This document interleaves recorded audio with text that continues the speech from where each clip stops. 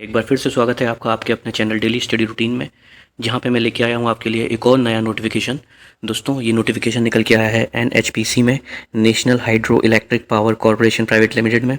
जी हाँ दोस्तों, ये एक मिनी रत्न कंपनी है जो कि पीएसयू है, गवर्नमेंट ऑफ इंडिया का अंडरटेकिंग कंपनी है। दोस्तों, मिनी रत्न कंपनी पीएसयू में काम करना अपने आप में भी एक बहुत ही अच्छी फीलिंग्स आती है। बहुत अच्छी सैलरी मिलती है, बहुत अच्छी फैसिलिटी मिलती है, सिक्योरिटी मिलती है, साथ ही गवर्नमेंट जॉब की एहसास होता है कि हाँ, हम गवर्नमेंट जॉब भी कर रहे हैं और सैलरी प्राइवेट की तरह ही बहुत अच्छी सैलरी मिलती है। पर्क्स मिलती हैं, अलाउंसेस मिलता है, डीए, एचआरए, सब कुछ मिलता है दोस्तों। क्वार्टर मिलता है, बहुत सारी फैसिलिटी मिलती हैं पीएसयू में। अगर सच में ही कोई गवर्नमेंट जॉब करनी है तो मैं हमेशा प्रेफर करूँगा कि पीएसयू में जॉब की जाए। पीएसयू में दोस्तों अपना ही मज़ा है जॉब करने का। तो दोस्तों, बात कर लेते हैं कि पीएसयू में किस चीज़ की वैकेंसी निकली है, कितनी पोस्ट है, क्या एप्लीकेशन डेट है, सब के बारे में बात करते हैं। पर उससे पहले कि मैं चाहूँगा कि आप इस चैनल को लाइक करें, शेयर करें और सब्सक्राइब करना तो बिल्कुल ना भूलें। दोस्तों, इसमें बात कर लेते हैं कि एनएचपीसी में जो वैकेंसी निकली है वो निकली है दोस्तों जूनियर इंजीनियर की। जी हाँ दोस्तों, junior engineer civil, electrical, mechanical, electronic and communication, ये सारी वैकेंसी निकली हैं। साथ में और भी वैकेंसी निकली है, मैं आपको वन बाय वन सारी वैकेंसी दिखा देता हूँ। ये देखिए दोस्तों, ये निकली है junior engineer civil, junior engineer electronic, junior engineer mechanical, junior engineer electronic and communication. ये दोस्तों सारी जूनियर इंजीनियर की वैकेंसी हो गई। इसके अलावा वैकेंसी निकली है सुपरवाइज़र की। दोस्तों, सुपरवाइज़र में भी आईटी की सुपरवाइज़र और सुपरवाइज़र सर्वे की। इसके अलावा दोस्तों जॉब निकली है सीनियर अकाउंटेंट की, वो भी मैं आपको दिखा देता हूँ। ये देखिए दोस्तों, सीनियर अकाउंटेंट की वैकेंसी निकली है। हिंदी ट्रांसलेटर की वैकेंसी निकली है। ड्राफ्टमैन की वैकेंसी निकली है दोस्तों। तो ड्राफ्टमैन में भी दोनों वैकेंसी निकली है, सिविल में और इलेक्ट्रॉनिक और मैकेनिकल में। ये देखिए दोस्तों, तो बहुत सारी वैकेंसी निकली हैं दोस्तों पीएसयू में। टोटल अगर बात करें तो टोटल जो वैकेंसी हैं वो करीब करीब अप्रॉक्स 338 वैकेंसी हैं दोस्तों। जैसे कि मैं आपने थंबनेल में देख ही लिया होगा कि मैंने सारी पोस्ट का थंबनेल डाला हुआ है, और मैंने ये भी डाला हुआ है साथ में कि इससे अच्छी नौकरी कहीं नहीं मिल सकती, ये मौका आपको फिर नहीं मिलेगा। तो जितने भी टेक्निकल वाले दोस्त हैं अपने, वो सारे इस फॉर्म को ज़रूर भरें। जिसने भी डिप्लोमा किया हुआ है इस फील्ड में वो ज़रूर भरें। मैं आगे सारा क्वालिफिकेशन आपको बताऊंगा, क्या एजुकेशन क्वालिफिकेशन मांगी गई है। तो दोस्तों, बात कर लेते हैं आगे। जो जूनियर इंजीनियर है उसके लिए कितनी एज मांगी है, क्या वैकेंसी है, क्या सैलरी है, एजुकेशन क्या है, सिलेक्शन प्रोसीजर क्या है, सब की बात करते हैं। तो शुरू करते हैं दोस्तों सबसे पहले से। तो सबसे पहला जो है जूनियर इंजीनियर सिविल। दोस्तों, जूनियर इंजीनियर सिविल में जो टोटल वैकेंसी है वो टोटल वैकेंसी है दोस्तों 149। एक मिनट में आपको दिखा ही देता हूँ। टोटल वैकेंसी 149 है दोस्तों। और इसमें कुछ 6 वैकेंसी ऐसी हैं जो बैकलॉग में थी, जो पिछली बार जॉब वैकेंसी निकली होगी, जो भर नहीं पाई होंगी, खाली वैकेंसी रह गई होंगी। तो 6 वैकेंसी वो हैं, और टोटल रिमेनिंग अब नई निकली है 143। तो ऐसे करके 149 टोटल वैकेंसी निकली हैं जूनियर इंजीनियर सिविल की। तो दोस्तों, 149 वैकेंसी के लिए अगर आप भरना चाहते हैं तो आपके लिए उसके पास जो एजुकेशन होनी चाहिए वो होनी चाहिए दोस्तों 3 साल का डिप्लोमा। जी हाँ दोस्तों, 3 इयर्स डिप्लोमा किया हुआ हो कहीं भी गवर्नमेंट रिकॉग्नाइज्ड इंस्टीट्यूट से, और वो डिप्लोमा में आपके मिनिमम 60% मार्क्स होने चाहिए। ठीक है दोस्तों, SC ST जो कैंडिडेट हैं, SC ST एंड PWD, उनके लिए 50% मार्क्स होने चाहिए। इसके अलावा दोस्तों जो इसकी एज है, तो उसकी एज की बात करें तो दोस्तों 30 ईयर्स एज मांगी गई है। 30 ईयर्स जो एज है वो 30/6/2023 को कैलकुलेट की जाएगी, यानी कि 30/6/2023 तक आपकी 30 साल से ऊपर एज नहीं होनी चाहिए। राइट दोस्तों, आगे बात कर लेते हैं दोस्तों जूनियर इंजीनियर इलेक्ट्रिकल। तो दोस्तों, जूनियर इंजीनियर इलेक्ट्रिकल का भी सेम चीज़ें सारी वही है, वही एज है, वही एजुकेशन है। बस जो आपका डिप्लोमा है वो 3 साल का डिप्लोमा होना चाहिए, जो कि इलेक्ट्रिक में होना चाहिए। मिनिमम 60% मार्क्स होने चाहिए, गवर्नमेंट रिकॉग्नाइज्ड कॉलेज से होना चाहिए, और SC ST के लिए 50% मार्क्स मिनिमम होने चाहिए। तो दोस्तों, इसमें जो टोटल वैकेंसी हैं, तो टोटल बैकलॉग की और इस करंट ईयर की मिला के टोटल 74 वैकेंसी हैं इसमें, और इसकी भी एज मैक्सिमम 30 मांगी गई है 30/6/2023 से कैलकुलेट करते हुए। ठीक है दोस्तों, इसके अलावा अगली बात कर लेते हैं जूनियर इंजीनियर मैकेनिकल की। जूनियर इंजीनियर मैकेनिकल में भी दोस्तों एज मिनिमम 30 मैक्सिमम 30 मांगी गई है। कैलकुलेट सेम 30/6/2023 को कैलकुलेट होनी चाहिए। उसके अलावा दोस्तों एजुकेशन है जो वो 3 साल का डिप्लोमा मांगा हुआ है मैकेनिकल इंजीनियरिंग में, किसी भी गवर्नमेंट रिकॉग्नाइज्ड इंस्टीट्यूट में 60% मिनिमम आपके होने चाहिए। SC ST PW के लिए 30% होने चाहिए। तो दोस्तों इसका भी सेम है। इसकी वैकेंसी की बात कर लेते हैं, तो इसकी टोटल वैकेंसी है दोस्तों 63, बैकलॉग की और अब की मिला के टोटल 63 वैकेंसी है। ये देखिए, ये देखिए दोस्तों, टोटल 63 वैकेंसी है जूनियर इंजीनियर मैकेनिकल में। जो लास्ट है जूनियर इंजीनियर की इलेक्ट्रॉनिक एंड कम्युनिकेशन की, इसमें भी दोस्तों सेम एज मांगी गई है और 3 साल का डिप्लोमा मांगा गया है इलेक्ट्रॉनिक कम्युनिकेशन में, और 60% मिनिमम मार्क्स मांगे गए हैं। साथ ही SC ST के लिए 50% मांगे गए हैं। दोस्तों इसकी जो टोटल वैकेंसी है, टोटल मिला के 10 वैकेंसी हैं इसमें। ये देखिए, इन सब वैकेंसीज़ में दोस्तों एक चीज़ बहुत क्लियरली डिफाइन की गई है, क्लियरली लिखी गई है। इस चीज़ को बताना बहुत ज़रूरी है। क्या लिखा है दोस्तों? Higher technical qualification like BTech BE without the essential qualification that is full time regular diploma is not eligible. Means कि आपने अगर BE कर रखा है, BTech किया हुआ है, पर आपने अगर 3 साल का डिप्लोमा नहीं किया हुआ तो आप उसे नहीं भर सकते। आप ये नहीं सोच सकते कि डिप्लोमा से ज़्यादा तो डिग्री है, डिग्री तो 4 साल की आपने ले रखी है और डिप्लोमा तो 3 साल का ही मांगा हुआ है। तो नहीं दोस्तों, मिनिमम आपने डिप्लोमा किया हुआ होना चाहिए, और डिप्लोमा के बाद अगर डिग्री भी ले रखी है तो आप भर सकते हैं। बट अगर आपने डिप्लोमा की नहीं किया और डिग्री ले रखी है तो आप इस फॉर्म को नहीं भर सकते। और ये एप्लीकेबल होता है सारी वैकेंसी के लिए जूनियर इंजीनियर की। और इसके अलावा आगे की वैकेंसी की बात करते हैं दोस्तों। सब में 30 एज मांगी गई है।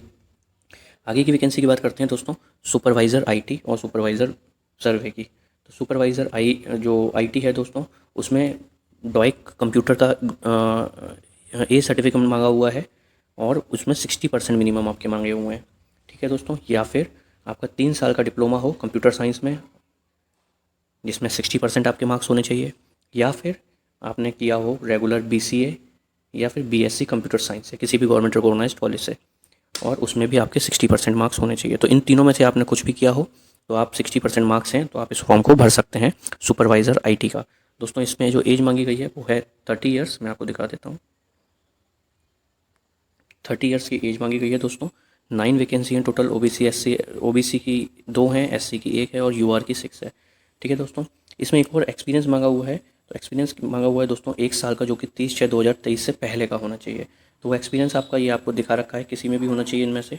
आप देख लीजिए, software, web, mobile application, Python, network marketing, database management, DMS। तो इनमें से किसी में भी आपका 1 साल का एक्सपीरियंस होना चाहिए कि आपने ये काम किया हुआ है कहीं।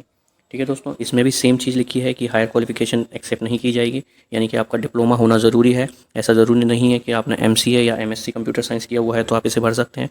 डिप्लोमा आपका ज़रूरी है। एज 30 साल है दोस्तों। 9 वैकेंसी हैं, इसे डिप्लोमा वाले भर सकते हैं। दोस्तों आगे बात कर लेते हैं सुपरवाइज़र सर्वे की। तो दोस्तों सुपरवाइज़र सर्वे के लिए भी सेम एजुकेशन क्वालिफिकेशन मांगी है। 3 साल का आपका डिप्लोमा होना चाहिए सर्वेइंग में, surveying engineer from government recognised, और 60 साल का, और 60% आपके मिनिमम होने चाहिए UR के लिए, UR OBC एंड EWS के लिए। बाकी SC ST के लिए एंड PW के लिए 50%। इसमें ऐसा नहीं दे रखा, इसमें सबके लिए 60% दे रखा है, किसी के लिए दे रखा है दोस्तों, इसमें भी दे रखा है कि SC ST एंड PWD के लिए 50% होने चाहिए। ठीक है दोस्तों, इसमें भी एसेंशियल क्वालिफिकेशन मांगी है दोस्तों कि ये आपको मैं दिखा देता हूँ। The candidate must have knowledge with job description taking longitude section, cross section, topographic survey, hydrographic survey. तो दोस्तों इस चीज़ में आपका एक्सपीरियंस होना चाहिए। ठीक है, 1 साल का एक्सपीरियंस होना चाहिए 30/6/2023 से पहले का। टोटल इसमें वैकेंसी है दोस्तों 19। इसमें SC की 2 हैं, ST की 1 है, OBC की 5 है, EWS की 1 है और UR की 10 वैकेंसी है। तो दोस्तों 1 साल का एक्सपीरियंस 30/6 से पहले, 3 साल का डिप्लोमा सर्वेइंग में, 30 ईयर्स एज, और टोटल 19 वैकेंसी। तो इसको आप देख लीजिए, अगर आप इसमें फुलफ़िल करते हैं तो ज़रूर इसको भरिए। अगली पोस्ट की बात करते हैं दोस्तों, सीनियर अकाउंटेंट। सीनियर अकाउंटेंट में दोस्तों जो क्वालिफिकेशन मांगी है वो इंटर CA पास मांगा या इंटर CMA पास। ठीक है दोस्तों, ज़रूरी नहीं आपको पूरा CA हुआ हो, आपका अगर इंटर पास है तो आप इसको भर सकते हैं। एज दोस्तों 30 ईयर्स मांगी हुई है। ये देखिए 28 टोटल वैकेंसी हैं। SC की 4, ST की 2, OBC की 7, EWS की 2 और UR की 13 वैकेंसी है। तो सीनियर अकाउंटेंट की भी ऐसे भर सकते हैं अगर आप इंटर पास हैं तो, CA इंटर किया हुआ है अगर आपने तो। इसके बाद दोस्तों हिंदी ट्रांसलेटर की बात कर लेते हैं। इसमें दोस्तों हिंदी में मैं आपको एक बार दिखा देता हूँ। तो दोस्तों हिंदी ट्रांसलेटर की बात कर लेते हैं, मैं आपको एक बार दिखा देता हूँ। ये देखिए, ये हिंदी ट्रांसलेटर की वैकेंसी दोस्तों। इसमें मिनिमम जो मांगा है एज वो है 30 ईयर्स। टोटल जो वैकेंसी हैं वो है 14। SC की 1, ST की 1 एंड OBC की 3 एंड EWS की 1 एंड UR की 3 वैकेंसी हैं दोस्तों। इसके अलावा जो इसमें क्वालिफ़िकेशन मांगी है वो है आपकी मास्टर डिग्री। जी हाँ दोस्तों, मास्टर डिग्री होनी चाहिए आपको। हिंदी में अगर मास्टर हैं तो इंग्लिश एक सब्जेक्ट होना ज़रूरी है, और अगर इंग्लिश में मास्टर हैं तो हिंदी एक सब्जेक्ट होना ज़रूरी है। तो दोस्तों हिंदी ट्रांसलेटर के बाद अगली वैकेंसी की बात कर लेते हैं, जो कि है ड्राफ्टमैन सिविल की और ड्राफ्टमैन इलेक्ट्रिकल की। दोस्तों दोनों ही वैकेंसी में दोनों ही वैकेंसी मैं आपको दिखा देता हूँ, एक सेकंड। दोस्तों दोनों ही वैकेंसी में मैट्रिकुलेशन पास मांगा, यानी कि टेंथ बेस एग्ज़ाम है, और आईटीआई मांगी है। एक में सिविल से आईटीआई मांगी है और एक में मैकेनिकल इलेक्ट्रिकल ट्रेड से मांगी है। दोस्तों दोनों की एज 30 साल मांगी हुई है और अलग अलग वैकेंसी हैं। सिविल वाले में 14 वैकेंसी हैं और इलेक्ट्रिकल मैकेनिकल वाले में टोटल 8 वैकेंसी है। दोस्तों ये टोटल वैकेंसी थी। अब बात कर लेते हैं इसकी सैलरी की। तो दोस्तों इंजीनियर वाली जो है, जूनियर इंजीनियर, उसका जो बेसिक है वो है 26,600 से 1,19,500 का, सभी जूनियर इंजीनियर्स का, और सुपरवाइज़र का भी। और दोस्तों इसके अलावा बात करें अगर हिंदी ट्रांसलेटर की, तो हिंदी ट्रांसलेटर की जो है वो है 27,000 से लेके 1,05,000 तक। और जो ड्राफ्टमैन सिविल की और इलेक्ट्रिक मैकेनिकल की है वो सेम है, 25,000 से लेके 85,000 तक। तो दोस्तों ये बेसिक है। इसके बाद इसमें एचआरए जुड़ेगा, इसमें अलाउंसेस जुड़ेंगे, इसमें पर्क जुड़ेगा। तो ये सब मिला के आपकी सैलरी करीब 50,000 से अबव हो जाएगी, और इंजीनियर्स की तो करीब 60,000 के आसपास जाएगी। तो दोस्तों अच्छी वैकेंसी है, अच्छी सैलरी है, अच्छे आपको फैसिलिटीज़ मिलेंगी। पीएसयू की फैसिलिटीज़ अपने आप में ही बहुत अच्छी मानी जाती है, पीएसयू की जॉब बहुत अच्छी मानी जाती है अपने अपने। तो फॉर्म, अगर आप ये सारी एलिजिबिलिटी फुलफ़िल करते हैं तो फॉर्म बिल्कुल स्किप ना करें, बिल्कुल ना छोड़ें, ज़रूर इसको भर दें। आगे दोस्तों बात कर लेते हैं कि इसका टेस्ट सेंटर कितने हैं। दोस्तों इसके टोटल 18 टेस्ट सेंटर रखे गए हैं, जो कि बड़ी बड़ी सिटीज़ में रखे गए हैं। मैं आपको दिखा देता हूँ किस किस में है। तो दोस्तों इसमें जो टोटल 18 रखे गए हैं वो हैं अहमदाबाद में, बेंगलुरु में, भोपाल में, भुवनेश्वर में, चंडीगढ़ में, चेन्नई में, देहरादून में, दिल्ली में, गंगटोक में, गुवाहाटी में, हैदराबाद में, ईटानगर में, जयपुर में, जम्मू में, कलकत्ता में, लखनऊ में, मुंबई में और रांची में। ये टोटल 18 जगह दोस्तों, आप इनमें से कोई भी भर सकते हैं जो आपके घर के नियरेस्ट हो, जहाँ पे आप इजीली जा सकते हैं। ठीक है दोस्तों, इसके बाद अगला हम बात कर लेते हैं कि इसका जो सिलेक्शन प्रोसीजर है वो क्या है। तो दोस्तों एक सीबीटी बेस्ड पेपर है, ये मतलब कंप्यूटर बेस्ड एग्ज़ाम होगा इसमें, और मैं आपको दिखा देता हूँ टोटल। ये देखिए दोस्तों, इंग्लिश और हिंदी दोनों में एग्ज़ाम जो है वो आएगा आपका। टोटल 3 घंटे का एग्ज़ाम होगा, 200 क्वेश्चन होंगे। ये मैं बात कर रहा हूँ हिंदी ट्रांसलेटर छोड़ के बाकी सारी वैकेंसीज़ के लिए।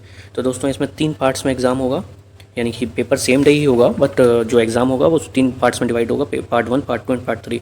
दोस्तों पार्ट 1 होगा, उसमें 140 एमसीक्यू क्वेश्चन होंगे, जो कि 1 मार्क्स का ईच होगा।